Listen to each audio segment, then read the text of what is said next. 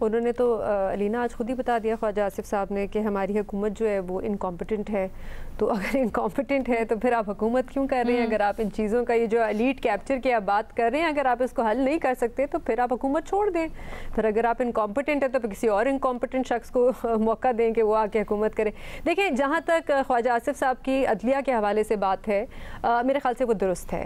انہوں نے کہا کہ یہ 16 لاکھ تنخواہ لیتے ہیں, 16 لاکھ نہیں مہینے کی, وہ 17 لاکھ سے زیادہ تنخواہ لیتے ہیں سپریم کورٹ کے جو ججز ہیں. ایگزیکٹ نمبر کیا ہے ہمیں نہیں پتا کیونکہ کوئی ہمیں بتانے کے لیے تیار نہیں ہے. جیو کا جو ہمارا فیکٹ چیک ڈپارٹمنٹ ہے ہم نے 2 مہینے پہلے سپریم کورٹ کو خط لکھا رائٹ آف انفارمیشن ایکٹ کے تحت, اور ہم نے کہا کہ ہمیں یہ معلومات دی جائے کہ ایک سپریم کورٹ کے جج کو کتنی تنخواہ ملتی ہے, ان کو کیا پرکس اینڈ پریویلیجز ملتے ہیں.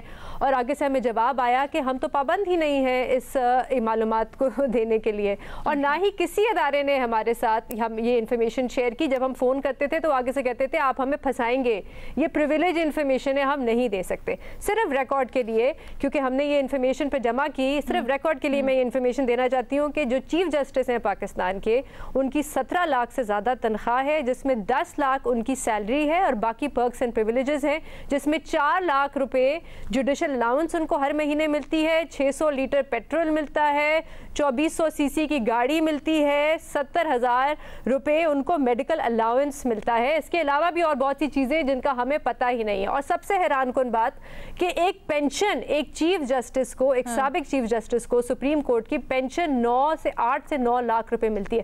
اب آپ مجھے بتائیں لینا ان حالات میں جو معیشت کے اس وقت حالات ہیں, کیا 8 سے 9 لاکھ روپے پینشن ہونی چاہیے کسی بھی شخص کی؟ اچھا اس حوالے سے آپ کو یاد ہوگا کہ کچھ مہینے پہلے وزیر اعظم شہباز شریف صاحب نے میرے خیال سے جنوری میں یا فیبری میں ایک آسٹیرٹی ڈرائیو شروع کی تھی جس میں انہوں نے یہی تجویز ایک دی تھی کہ 5 لاکھ سے زیادہ پینشن نہیں ہونی چاہیے.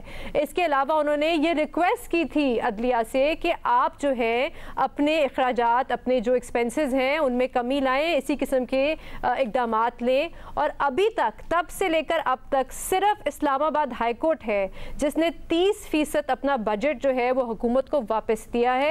اس کے علاوہ باقی عدلیہ میں بالکل خاموشی ہے. اب یہاں پہ علینا ایک سوال خواجہ آصف صاحب سے بھی بنتا ہے کیونکہ تب وزیر اعظم نے ملٹری بجٹ کے بھی نان کامبیٹ ایکسپینڈیچر میں کمی کی بات کی تھی, تو کیا خواجہ آصف صاحب نے اس پہ کوئی کام کیا؟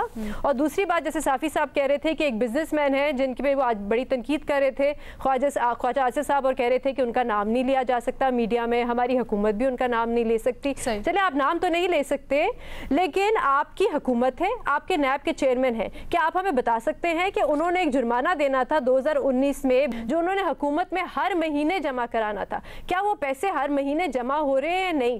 یا یہاں پہ بھی خواجہ آصف صاحب کہیں گے کہ ہم تو انکمپٹنٹ ہیں, ہمیں کچھ پتہ ہی نہیں. ٹھیک ہے جی. اچھا یہاں پر یہ بھی بتائیے گا, یہ جو انہوں نے بات کی ہے خواجہ آصف صاحب نے پچھلی حکومت کے 4 سالہ دور کے اوپر خاص طور پہ تنقید, کیا آپ یہ سمجھتی ہیں کہ اپنے حصے کا کام کیا ہے حکومت نے 1-1.5 سال جب سے آئے ہیں اصلاحات کرنے کے لیے؟ کیونکہ وہ جواز یہ دیتے ہیں, علینا یہ تاثر تو ضرور ہم کام کرتے ہیں, ایک تھوڑے لگا دیے جاتے ہیں.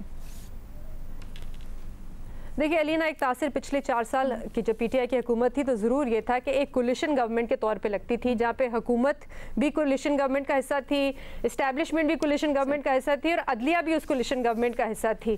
تو یہ بات ان کی درست ہے, لیکن آپ یہ نہیں کہہ سکتے کہ پھر آپ نے یہ تو بتایا ہمیں کہ پچھلے 1 سال سے جب سے آپ کی حکومت آئی آپ نے کیا کیا. آج وہ ہمیں گنوا رہے تھے کہ ریل اسٹیٹ سیکٹر جو ہے وہ اتنا ٹیکس نہیں دیتا, ٹبیکو انڈسٹری اتنا ٹیکس نہیں دیتے, تو آپ بجٹ لے کے آ رہے, تو آپ بتائیں آپ کیا کریں گے اس کے لیے, آپ کا لانگ ٹرم پلان کیا ہے؟ کیونکہ زیادہ تر ان کی آج جو بات تھی وہ معیشت کے حوالے سے تھی کیونکہ بجٹ سیشن چل رہا ہے. تو آپ بتائیں آپ کریں گے کیا؟ یہ صرف کہہ دینا کہ ہم تو انکمپٹنٹ ہیں, ہم تو ہیلپ لیس ہیں, ہم کچھ کر نہیں سکتے, تو پھر آپ حکومت چھوڑیں اور گھر جائیں.